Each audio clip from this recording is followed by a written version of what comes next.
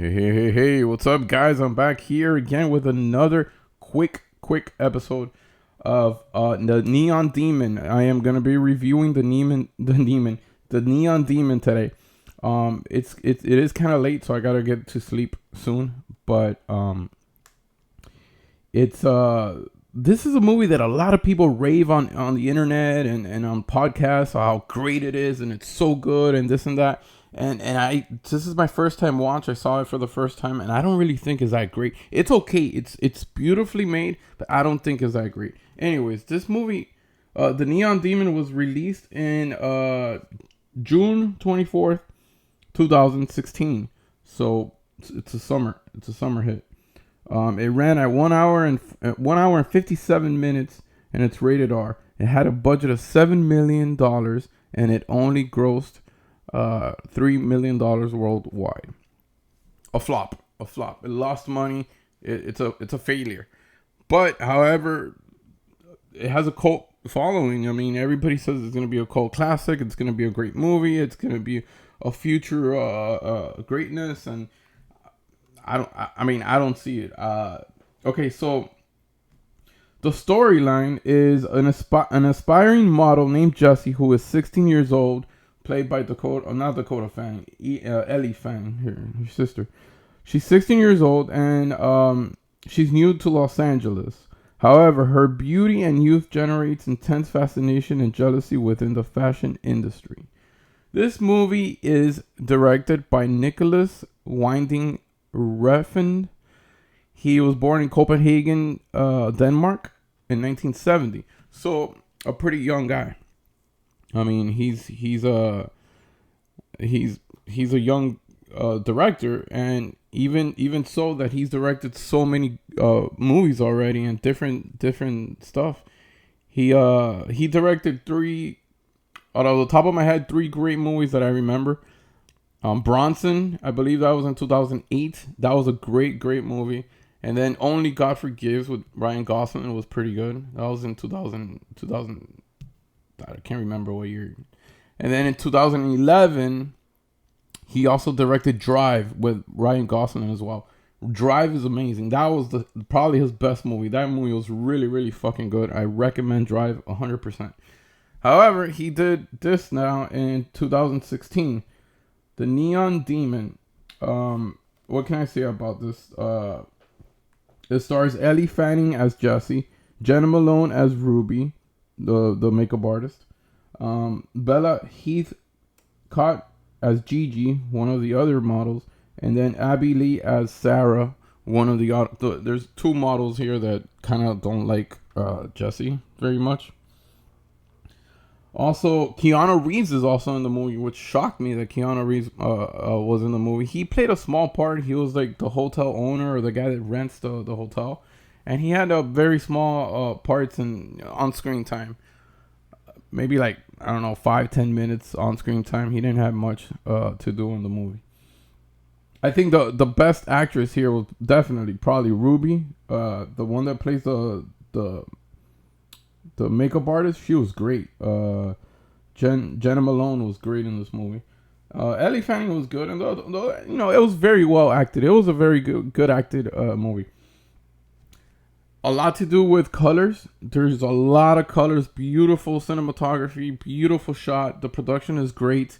Again, the acting is great. The storyline is pretty good. I have nothing to complain about the storyline. However, I think 1 hour and 57 minutes of modeling and talking about this, I think it just dragged too much. I think it was very long.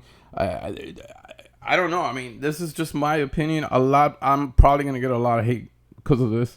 But I don't find it to be an amazing movie like everybody says, and it's okay. You don't have to agree with everybody. I don't agree that this is a great movie. I kind of like out watching it. I finished it, but I ain't gonna lie, I was falling asleep maybe 2 or 3 times throughout the presentation of this film. I got a couple of facts, trivias here from this movie. Like I said, this movie uses a lot of colors everywhere in the background. Their dresses, their makeup, a lot of fucking great color. But an interesting thing is that the director, Nicholas, he's colorblind. So I don't know how. That's crazy how everything matched in. He must have had a great team directing him what colors should go where and stuff, because he said in an interview he was colorblind, which is crazy to think about. Um, when they started shooting the movie, Ellie Fanning was 16 years old. Then during the film, she turned 17, and at the premiere, she was 18. So that's an interesting trivia that I saw here. The another one was that the director Nicholas made Ellie Fanning watch a 1970 film called The Valley of the Dolls for her preparation for this film. I thought that was pretty interesting. And there's a couple more I wrote down here in my notes. The film was dedicated at the end when it finishes. It says dedicated to Liv, and I was wondering who the hell was Liv, because there's no actress, no one there to Liv. Maybe somebody died named Liv.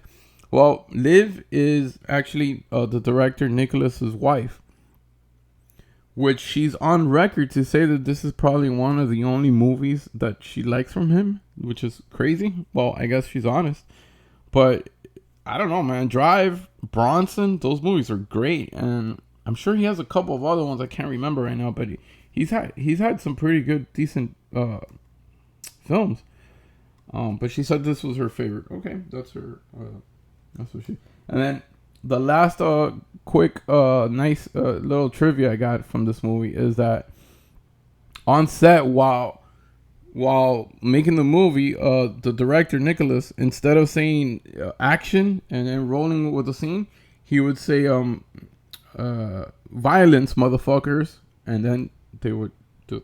So he would replace the action with the violence, motherfuckers, which the movie itself is, when you think about it, is very psychological, very crazy to think about what they do or what they did. The third act is probably the best one. Is like the one that got me a little more intriguing into what was happening, but it started off really weird and slow and very artsy. And I mean, I'm not that kind of guy that likes all that artsy shit and all that crap.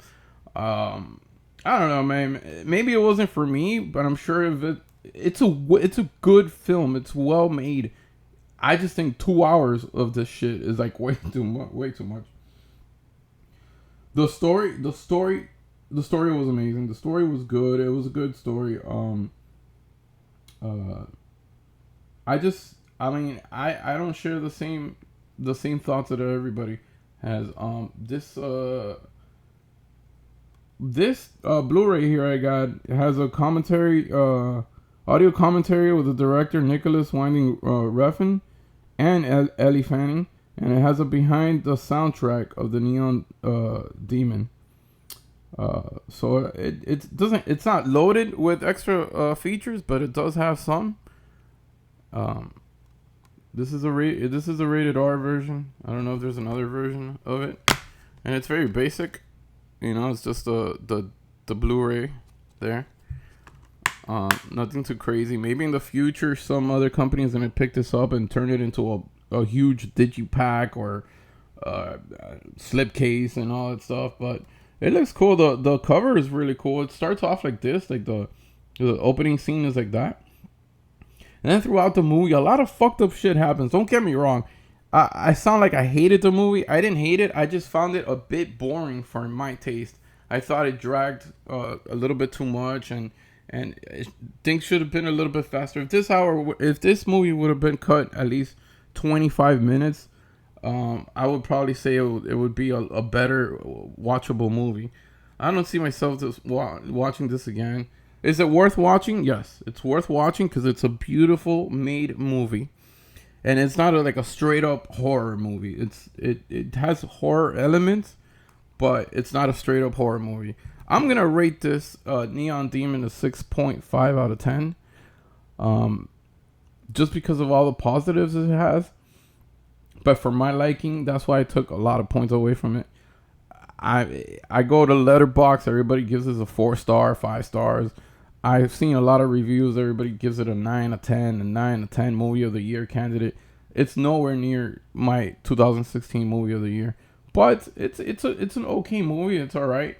Maybe I came I came with it with very high expectations, thinking it was gonna be amazing. But it's all right. It's okay. A lot of people like it, so don't go by what I say. Just watch it yourself. It is worth watching. So take a look at it. I give it 6.5 out of 10. Remember that. And if you agree or disagree on me, you could always comment down below and let me know what you think. Until next time, my happy ass is gonna go back to sleep because I am tired. Peace. Have a good one. Bye.